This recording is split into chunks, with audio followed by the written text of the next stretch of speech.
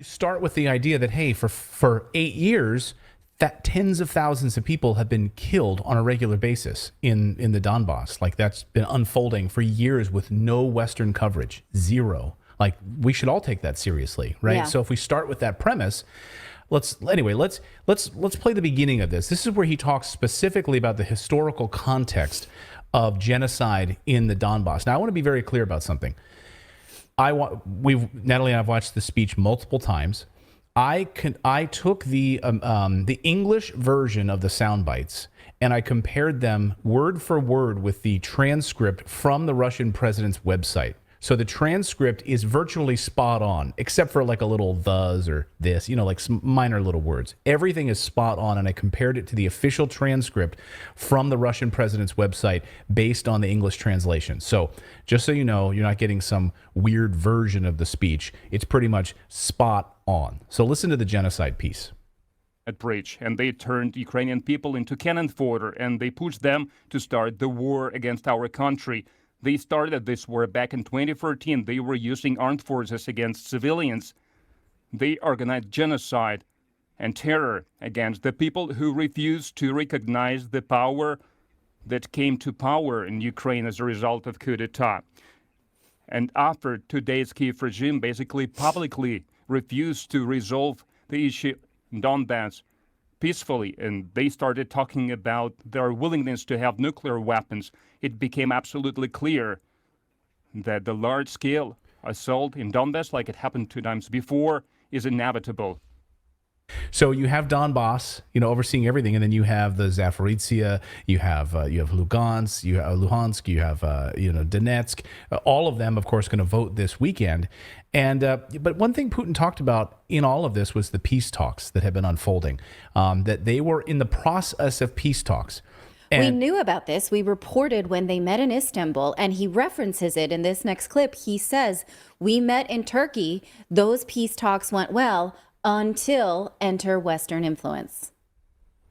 And here is what I want to say publicly for the first time after the beginning of the special military operation, including during the talks in Istanbul. The Kyiv representatives reacted to our suggestions and proposals quite positively. And we talked about guaranteeing security of Russia and guaranteeing its interests.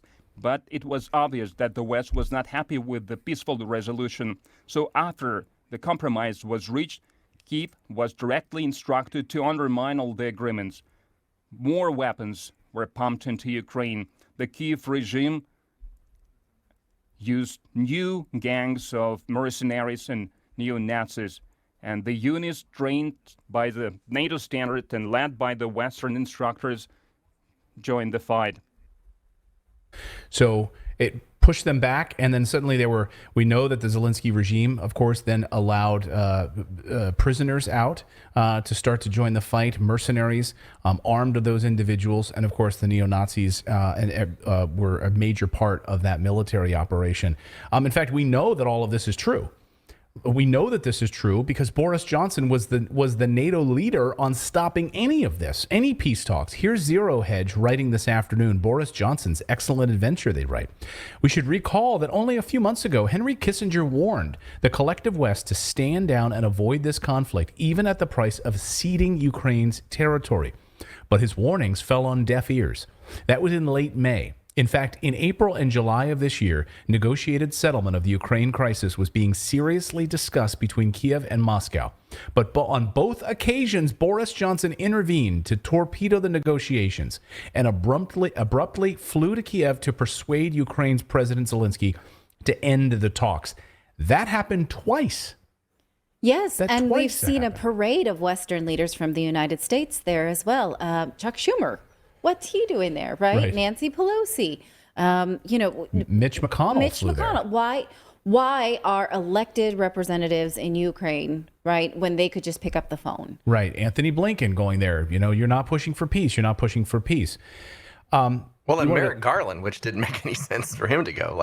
Right. The U.S. Attorney General. What the hell is he doing? I forgot why about did that. he go? Yeah. You want to talk about the refugee piece of this? Yes, he talks about how more than 7 million people had to leave that region.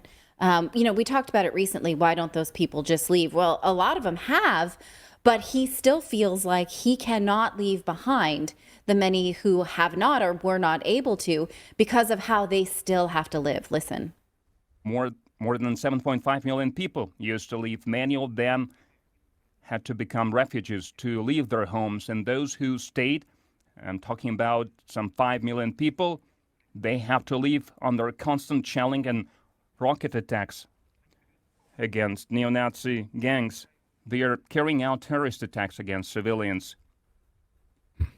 Okay, so it's a little hard to distinguish the accent when he says live and leave. He's talking about many who had to leave, but the 4 or 5 million who are left have to live under this constant horror. And he says that, in Russia, they feel like it is not their right to leave these people living in this condition. Listen. Hej, mitt namn är Vasilios Soponidis och jag är... And we have no right to leave people who are close to us to these tortures. We have to listen to their call. Who they want to determine their own future, their own fate. The parliament of the Lugansk and Donetsk republics and administration of the Zaporozhye and Kherson regions made a decision about carrying out referenda about the future of these regions, and they appealed to us, to Russia, to support this decision. I would like to emphasize we will do everything to provide safe conditions to hold the referenda so that they could express their will and make the decision about their future, and the decision that will be made by the majority of the people of the Donetsk and Lugansk People's Republics, of the Kherson and Zaporozhye regions. We will support this decision.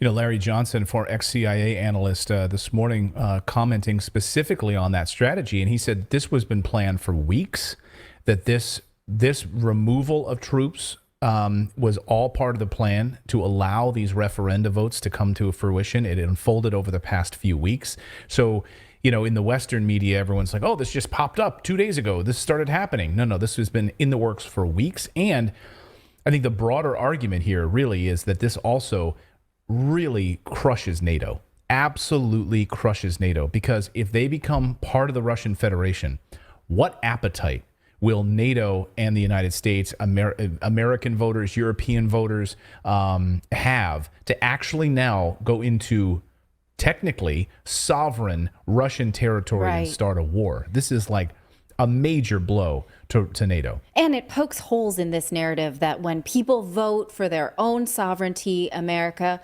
holds her freedoms, right? Or holds her principles, that these are our principles, sovereignty and freedom and democracy. Well, then if we see that in place and we do not recognize this vote, which already the United States and Western leaders are setting themselves up to say they don't recognize the vote, which is why President Putin had to say here, we have to secure these elections, make sure that people are safe going to a poll, right? And these are the concerns. It's not just the international deeming of legitimacy, but also just the safety of it.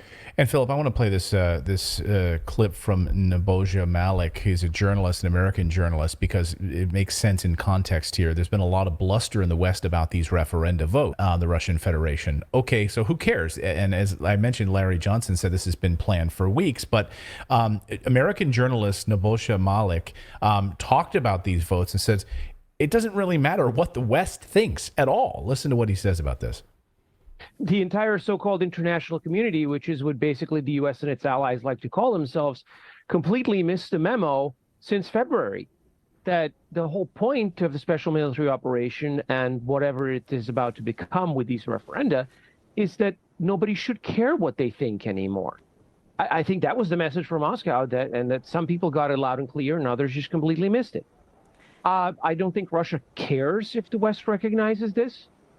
They're following their own laws. They're following international law as written, and nobody, they're insisting that they can interpret it just as well as anybody, the England or France or the U.S. or Germany, probably even better. And I think that's, it's one of those, Olaf Scholz or Guterres or Ursula von der Leyen. They all think that, their vote matters in this situation, and it really doesn't.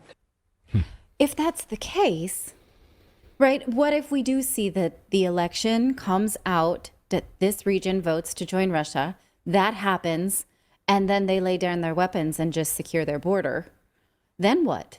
Then the war's over. Then all the air goes out of the Western military machine. Yeah, well, then they have China to pay attention to because okay. because Then we'll move on. Because as Chinese President Xi Jinping said today, China now needs to focus on a real war, real military conflict, and not just like drills. So get ready for and that. I feel like that's kind of. Yeah, I feel like that's kind of like they kind of knew that this wasn't going to last long, I feel, and that's why they started focusing on Taiwan. Because if you watch the news, like where they were doing that demonstration, like here's the war, like they played the game, the war game, like they were setting that up ahead of time because I think they knew that this was going to fall apart pretty quick. This was just the test ground, right? This was just this was the staging ground for what's going to come with China. Meanwhile, Putin is not. And the story, I think that the part of the speech that got the most attention, and I think largely taken out of context, was when Putin talked about nuclear blackmail by Western countries. They zeroed in on the part where he basically said he would use any weapons necessary to defend his sovereign territory. I'm not bluffing. That was the focus of most of the Western media's coverage of this. But they missed the beginning piece of the context here, which is about what Western countries have been doing around nuclear blackmail. So let's play the whole clip like you won't see on CNN. Watch. They should rob our country of everything. They have started nuclear blackmail. I'm not only talking about the attacks against Zaporozhye nuclear power station that is promoted by the Western curators, but I'm talking about the statements about high-level representatives of the NATO countries about the possibility of using weapons of mass destruction against Russia, nuclear weapons. And those who make such statements against Russia, I would like to remind them that our country also possesses various type of strike weapons. And in some components, we have more modern weapons than NATO countries. And if the territorial integrity of our country is threatened, to defend and protect our country and our people, we will use all the means that we have. And I'm not bluffing. So that's what they zeroed in on, the I'm not bluffing part of this. That's like the... Har du lust att känna dig? Where he's like, telling Wider, he's like, I'm gonna make your head into a canoe, and the guy's like, he's not bluffing. It's like, don't do it. He's being serious, and Putin's he's not bluffing. He warned us for 8 years. The guy is not bluffing. Oh, I don't think that I ever thought that he was bluffing. Although I do want to make this kind of silly observation that if he's saying our weapons are more sophisticated than yours, he basically says that the West has crossed the line. Like, this is the end of it. Then the West has absolutely crossed the line. Listen, and we'll look at the phones. In their aggressive anti-Russian policies, the West has crossed the line. We keep hearing threats against our country, against our people. Certain irresponsible politicians from the West, they don't just say about their plans to supply long-range assault weapons to Ukraine, systems that would allow them to strike Crimea and other regions of Russia. Such terrorist attacks, including using the Western weapons, are also used against the Belgorod. Yeah, so Belgrade and another in Kursk as well, like, were also hit recently. So using these longer range weapons, we've been reporting it here on the show. And people in the chat are saying, yeah, those old phones, those are safer because they're analog. It's basically like, in many ways hack proof, right? That's why you go back to a landline. Okay, right? fine. I wanted to know that they're saying that Putin has elevated the nuclear discussion, right? This is an escalation of the Russian nuclear doctrine, which only suggests that Russia Russia fire first, right, in a conventional war if the very existence of the state is threatened. He says that, right? If we think the integrity of our state is threatened, we will fire first. And by the way, that is not an escalation. That is actually literally what Russia updated when they updated their nuclear doctrine in 2010. That is literally what he said. He's reiterating what we already knew it was. By the way, President Biden just recently said this. Like, if our sovereignty was... By the way, Liz Truss, not that we're like championing these people by name, but Liz Truss just said that she just got elected prime minister, right? She just said that. Yeah. And the audience, we played the clip here. The audience went crazy for it. They're like, yeah, you'd use nuclear weapons. Go. So she's like, yeah, if we had to protect our sovereignty, and the people of Britain clapped for it. Yeah. In 2010, when Russia released its updated nuclear doctrine, it seemed as if this was a move to make it clear that Russia didn't have any ill will towards China, that any nuclear policy was more aimed towards the West. And in fact, in 2018, Putin said in this interview, he said, any use of nuclear weapons against Russia or its allies, weapons of short, medium, or any range at all, will be considered as a nuclear attack on this country. Retaliation will be immediate with all the attendant consequences. So again, this was 2018. This is not new. We knew this if we'd been following their policy.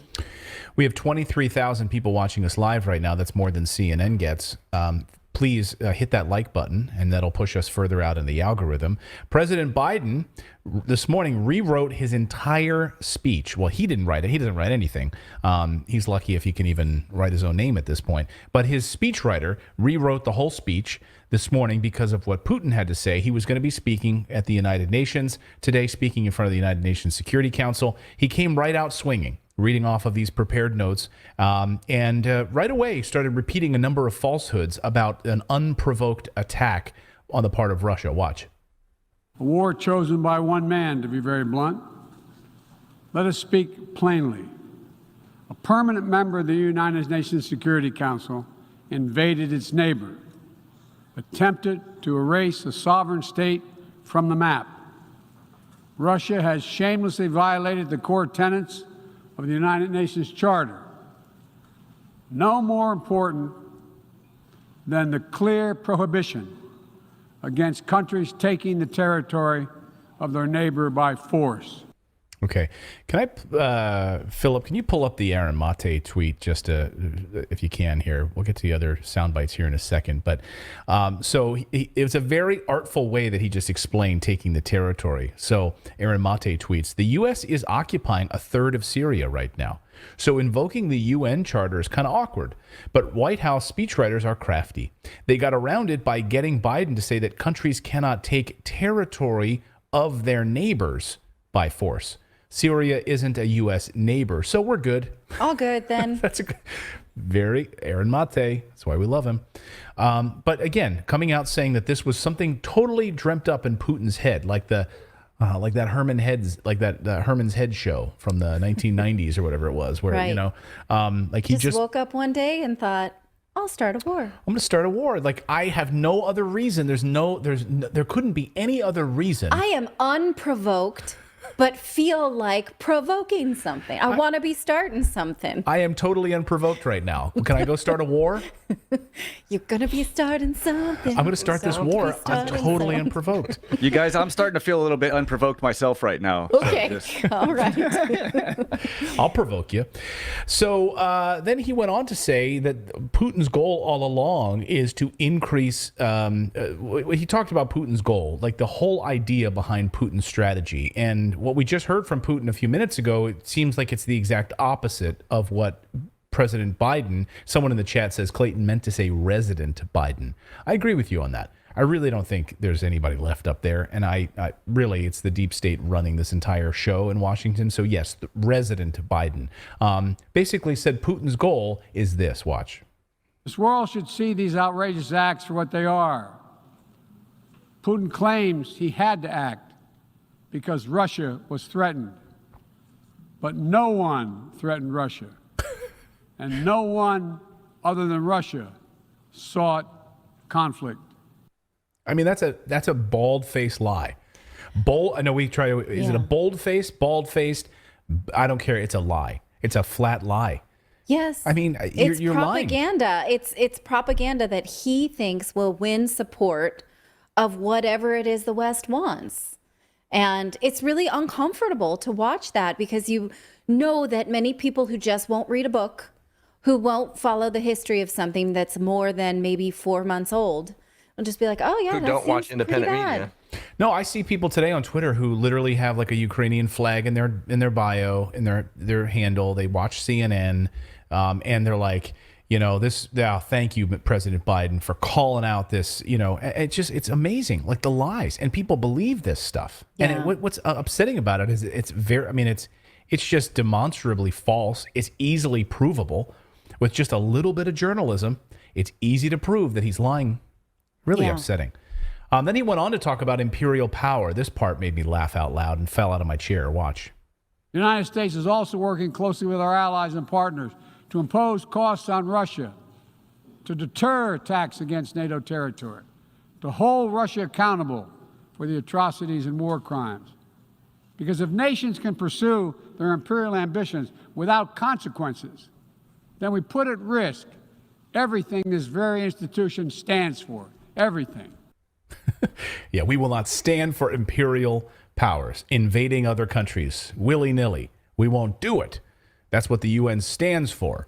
I'm saying to you as the President of the United States, which is actively invaded 8-9 countries right now. At the moment. We're in Syria. We're in Yemen.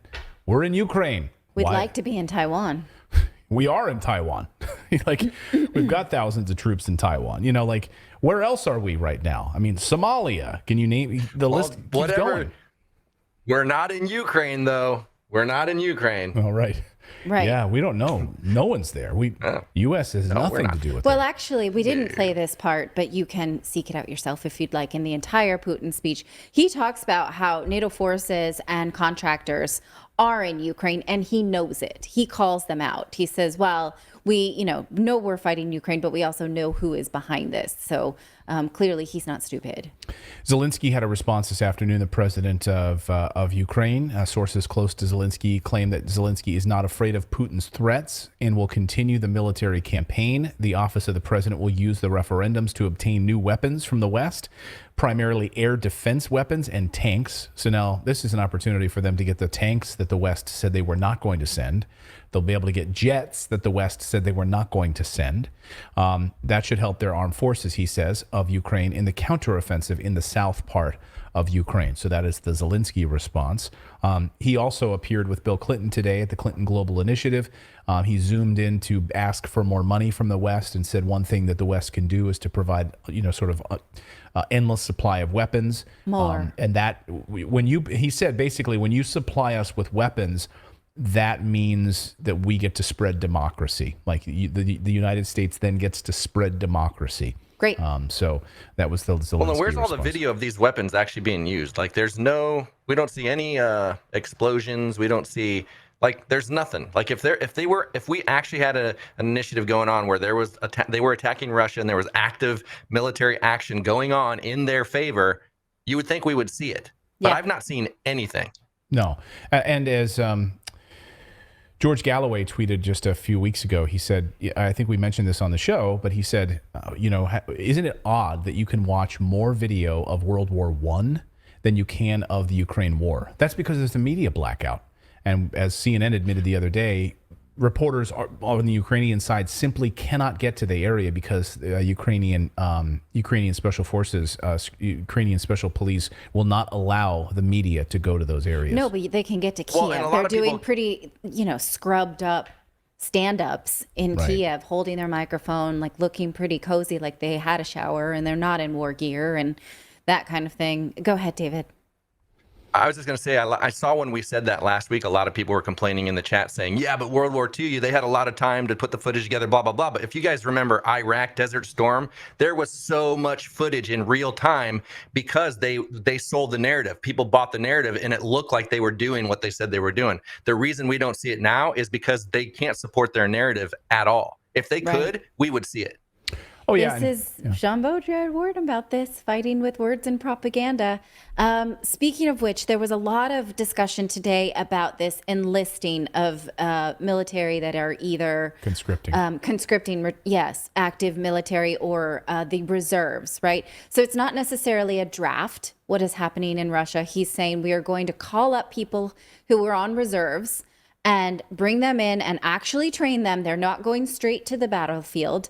And if anyone who has special skills and maybe is retired and would like to enlist, we are taking those conscriptions, I suppose. They said those reservists, and 300,000 of them. Yes. So this is 1.5 times what's already there. By all accounts, there are 200,000 who went into this first round of a military offensive in Ukraine. And now, so they're putting 300,000 more.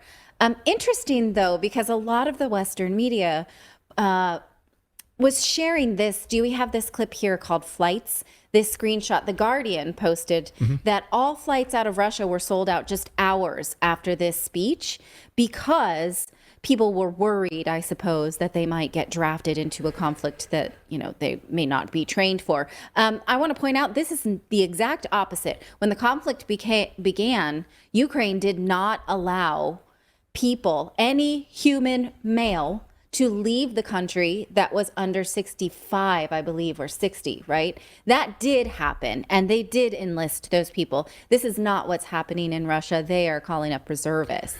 And be careful. I mean, enlisting is like it's your choice, right? Conscripting is not your choice. I apologize for but you're right. And so I wanted to check this story because when I see stories like this in Reuters, I immediately question them. They're like, the story was, I don't know, Philip, you want to put it back up there. The story was all of these flights are sold out. Like all of these people are fleeing Russia and all these flights are sold out. Well, from Google Trends, it says, but go ahead. So on the website, they specifically talked about aviasales.ru, which is their main sort of discount flight website. And so I checked it.